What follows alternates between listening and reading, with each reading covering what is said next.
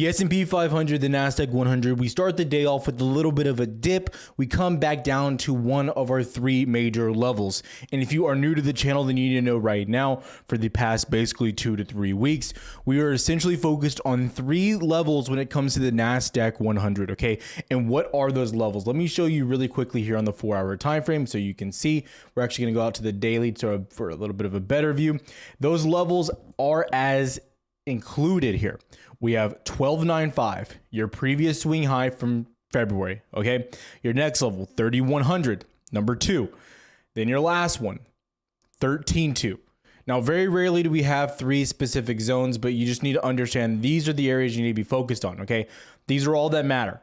Now, when we look at this price action, you can see we've had a lot of tests of 1295. Bears have not been able to establish that or push us below that. We've continued to hold above 13.1 and kind of keep running with our heads against the wall at 13.2. Okay, so that's what you need to understand right now before we even dive into this overall fundamental and technical viewpoints a little bit broader. Now, today as well, we have Tesla earnings and we also have IBM earnings. We have a few other earnings, but those are the big ones that I'm watching in the after hours. And I like IBM more than Tesla. I think it'll have a little bit more of an impact just because Tesla typically doesn't move. Now, this video will be made before Tesla earnings come out. So again, might look terrible, might look dumb, but I just never trade Tesla earnings because typically you don't get too much movement. And the expected move, I believe, is $12. So it's usually just an IV crush type of option play. Now, giving you a better viewpoint.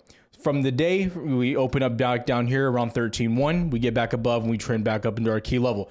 So it's just like we're playing ping pong, back and forth, back and forth, back and forth. That's what we're doing right now, okay? So we need to understand how this is kind of playing out here. Now, when we take a step back a little bit further, we had some news today that was also pushing us up, okay?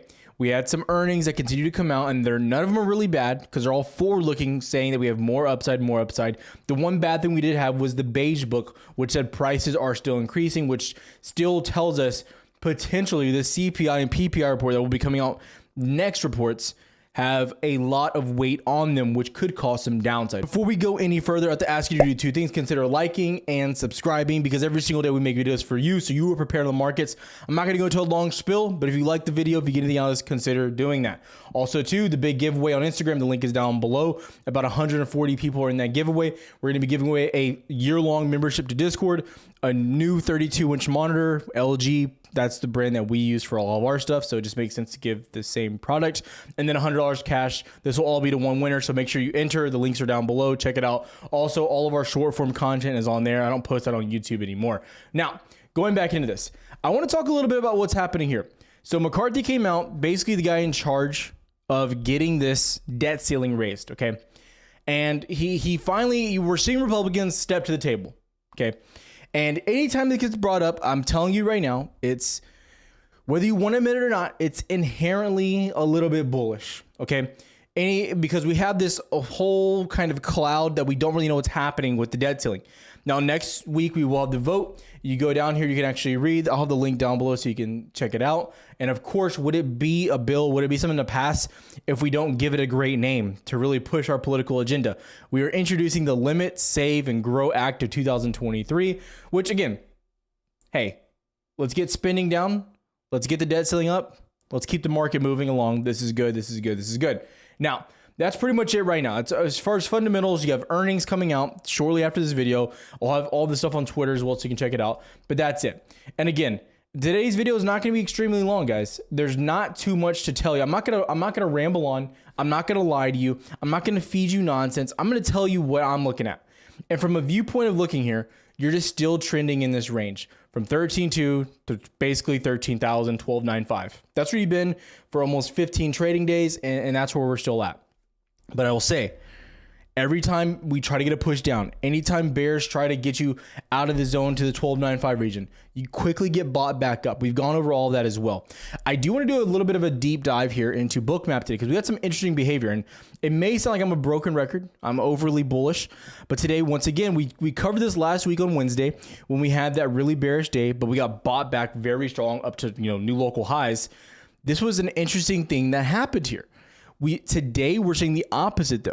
We're seeing, I mean, they're not as big of orders, so bear with me. And this is Bookmap. The link is down below so you can check them out. It's level 2 data, but it's basically on a heat map so you can see a little bit more clearly. And you can see where big orders are sitting throughout the day as well. It's a pretty helpful tool when you are scalping, right? So you can see 1,400 lots on ES went short. Another 1,400 down here, around 14, 1,500.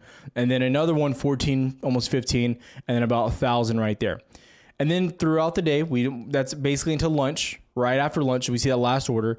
And then we see some smaller orders to the upside come in here as well. Very, very small though. Today was primarily a downside buying day.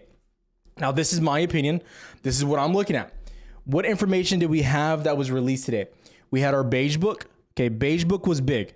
Beige book gave us a little bit more information about what's actually happening with these numbers, what's happening with specific areas and districts in the United States, right? And it's telling you that inflation is still a problem, which I have been an advocate about. I've said inflation is still a big problem. But what the Fed is basing their decision on is based on the data given to us, okay? They're not basing it on, what we think is going to happen, which it should be. It should be based on that, but they're not, okay? That's what we need to understand. They're basing it on CPI, PCE, PPI. That's what they're basing on. PCE is next week, which will be very important. And that's just what we're tracking. And as we get closer and as we inch closer and closer towards just stagnation with inflation, just any type of sideways movement, the Fed is going to want to pause the rates. They don't want to continue raising. That's just where we're at. Now, most likely you get one more rate hike and then you pause throughout the summer. Most likely. I don't think you cut this year. Unlikely. I've been an advocate for we're not going to get a cut until 2024, but that's my opinion. Okay. And so when we look here, interesting behavior there. You're seeing this downside movement here on Bookmap. But one thing I will say, okay, one thing that I think is a constant in what we can see here is you see people step into shorts, you see people step into longs. No matter what, I keep saying it, patience, patience, patience. Okay. Now, again, risk reward base, if you're trading this range, you've 13.2, you short it down to 12.95. If you're just going back and forth in the range, it's made you money. Okay. Now, for me personally, I don't think earnings are going to be terrible.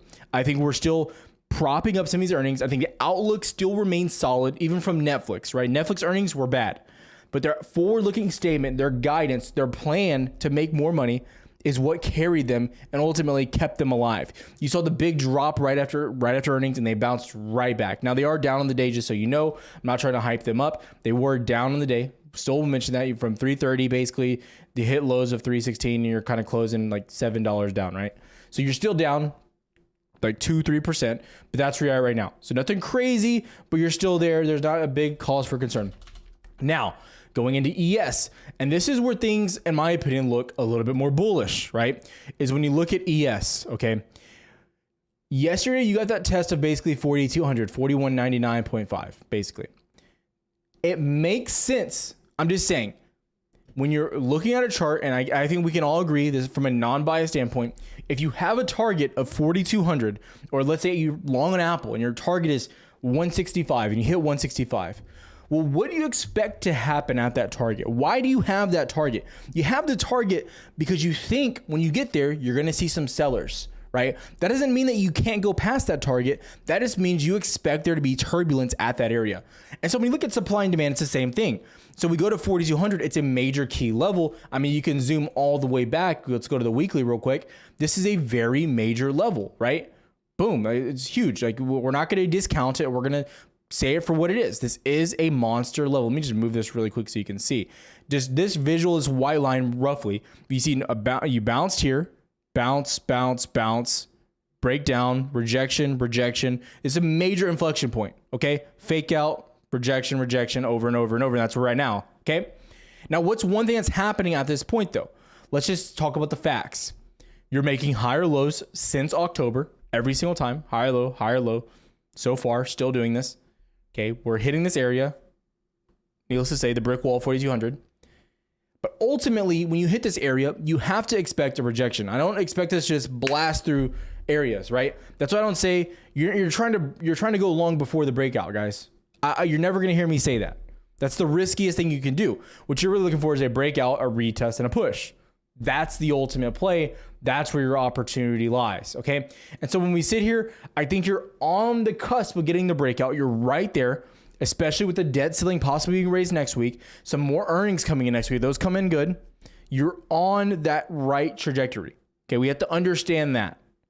Understand it. Also, too, by the way, tomorrow you do have TSM earnings. Be on the lookout for them. That will be interesting and set the tone for NVIDIA, AMD, and some other names. Not as important as those, but still would keep those on your radar. Now, when we look here, this is where we're at. Again, we're very close to that range. You've made a lot of ground. We've been pushing. Okay, so I just want to say, patience. And people are like, Tyler, dude, you've been saying patience for a while. I can't make the market break out. I can't make it do certain things. It is what it is. But let me go over a few stocks I'm liking, a few stocks I'm watching. Now, IBM, again, if you were in the live stream earlier, I mentioned IBM. I like them a lot. But yeah, I think they have a decent shot at beating earnings and doing well. If they do well, I think they can hold the market up. Okay. If they don't do well, I think we could see some downside in the market. I think IBM might actually have more movement on the market in comparison than Tesla, because Tesla usually doesn't pick a side. But if they both beat, awesome, good. IBM, major name in the Dow, which we look at Dow today, just understand. Dow had a pretty sideways chop day. Of the indexes, Dow had the worst day. Understand that. A little bit further, Apple. Apple is the dog, right? When you pull up to a street fight, I think you want Apple on your side as of recently. This is your trend line. Everyone's been talking about Apple's going to get rejected. And I mean, so far, Apple looks like a beast. I mean, Apple is churning. It is carrying. And like we said, SPY most likely has breakout opportunity, slingshot upside opportunity if banks can continue. And I do believe XLF has been doing just that. Remember, we've been talking about XLF, second biggest sector that's inside of SPY, banks and semiconductors, and they're putting in work. You're bouncing back. This is what you want to see. This is very good behavior, what you like to see. You like to see XLF continue this rally. The big banks, not the small banks, the big one, Bank of America, Wells Fargo, Citigroup, JP Morgan, Goldman Sachs, Morgan Stanley. Those are the ones, okay? Those are the ones we're interested in. Also, too, who got into Schwab? Remember, we kept mentioning Schwab. Ticker symbol SCHW. Really hate the ticker emblem. Whatever. We've been mentioning them. Double bottom down here, 48. Boom. Congratulations. Go look back on it. I said this is my favorite bank name lately. Most opportunity. Already up 10% on stock. Straight shot up. While some of the banks were a little lagging. Schwab. Boom. Great play. Congratulations. Shout out if you got that one. Love to see it. Now, a little bit deeper, some names I'm going to be watching. Tesla. Now, with earnings, I think we got to watch this thing because you have both sides of opportunity, downside and the upside. Okay. So if we look at what's happening here, it's not the prettiest looking chart. Okay. It's really ugly, to be honest. But there's a few areas where you keep bouncing. Okay. And I want to make these abundantly clear. The 200 MA on the weekly is something you have to watch. You've bounced so many times here. If earnings go miserable, if they're absolutely terrible, you're going to slingshot under the. If you get below this 200 MA and you hold, it's going to be nasty. You have some real downside potential. Scary downside potential. Okay. I'm going to tell you right now, you're probably not going to like what I have to say about it, but that's going to be gross. Okay. You've been holding this basically going back into January 31st. The last time you broke and held below was December 13th. You literally went down from 164 all the way down to lows of almost $100. $60 of downside when you broke and held below it. Since then, you've held above it. You've gotten some wicks down below, but you get right back above. So again, major inflection point. We get bad earnings. Market charts moving bad. All eyes on Tesla for continuation of the downside, holding below the 200 SMA on the weekly. Now, earnings go good. You're like, Tyler, I've been waiting for this for a while, and I've been waiting for Tesla. I'm telling you, like, Tesla's been that stock. I keep saying, if you get above 187 and can hold, like we had this one little fake out right here, but besides that, we can't hold above this, like on a 2-hour, 4-hour chart, anything like that. If you can hold Tesla above 187, it has so much potential. First of all, there's so many shorts that are stacking into this thing. That's what gets me the most excited. Beyond that, it's consolidated for a long time. You have been consolidating in this little 175 to 200 range essentially since the beginning of March. It's nasty. If you go all the way back to January 31st, we've been between 175 and basically 210. Tight $25 range. So I am definitely excited. A lot of consolidation here. There is some upside potential, but that's what you're looking for. Good earnings above 187. Bad earnings below the 200 SMA. Again, on the weekly, not the daily, the weekly. Those are what you're looking for. That's what you're excited about. That's all you care about. That is it. Okay, don't twist my words. That's what we're focused on. Now, Next up, last one, AMZN, Amazon. And I ain't talking about those tall women, but let me tell you, they make me act up the same, okay? We look at Amazon. Absolute monster, absolute rock star, call it Nickelback. You look at 102.5, it's been that major level, the 2018, 2019 highs. You're mounted back above it. Now we go to the 5 minutes day. We talked a lot about this on the video and on the live stream, okay? Every day we're live, by the way, 10:30 a.m. Central, we're live. If you're missing out, I don't know what you're doing. You ask us questions, education, stocks we're playing, stocks we're in. It's like Discord, but it's free. I don't know what else to offer you. We look here. Dear God, you grow the 90 MA from 102.5 basically all the way to highs of 105. Absolute monster play. Absolute monster play. We were talking about this all day in Discord as well. If you can get back up, okay, the key level here is 104.2. If you can hold this area like you are right now, you are holding this area. As long as you hold 104.2, you have upside into 106.3-ish. So almost $2 of upside back into that level. Now also too, I want to show you something here. Go to the weekly, go to the daily, bring the 200 SMA. I'm also targeting the 200 SMA 107, major level. That's what I'm looking on. That's my focus. The runner up, something I kind of didn't want to go too in detail about today, was HD though. If IBM can carry the Dow, have a very good earnings report today, I think Dow has potential. Okay, Dow does have potential. I've been talking a lot about what's happening here. I'm very happy about Home Depot as well. Home Depot with Dow, if it can get above 301, you have to get above. We've already traded this. We're not looking to get back into a break 301. If you can break 301, you got some upside opportunity, people. Above 301, above the 200 SMA on the daily, you have a gap to 313. And let me tell you, I will be getting all of the power tools in my house because I will be the most excited dad in the world. And we will only be playing that theme song on this channel for the next week if we can get above 301, that 200 SMA right there. That's what we're liking. That's what we love. That's the market. That's everything in between. Have a good one, traders. I'll see you tomorrow.